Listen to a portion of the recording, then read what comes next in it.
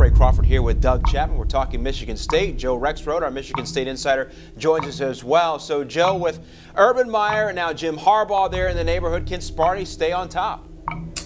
Well, Sparty can stay close to the top, Ray. I think if they continue doing what they've been doing, they can be in the conversation. But right now, from a national perspective, they're a solid program on the upswing, but they're nowhere near elite yet.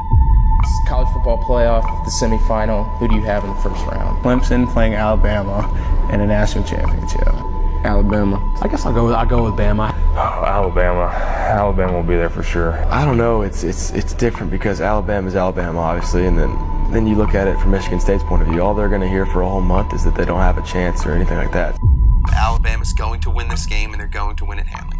I mean, they haven't had a shot at the national title in quite some time, where Alabama, they've been there. Who ends up winning this thing and celebrating the new year before anybody else in the country? BJ? I'm going to go with Bama. I'm going to say Bama figures it out. They'll figure Connor Cook out, who shows up in big ball games. Hardest thing in the world is pick against Mark D'Antonio, because that guy finds ways to win games more than anybody else, except Nick Saban. So I'm taking Bama. Taking Bama. AT? Reluctantly, I'm taking Sparty. Reluctantly.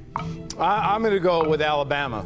How has Mark D'Antonio done it with this program? How's he built it? He's had a real uphill battle trying to win respect for his program, and he's still in the middle of it.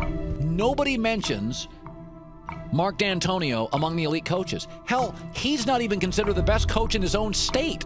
Harbaugh gets all the love.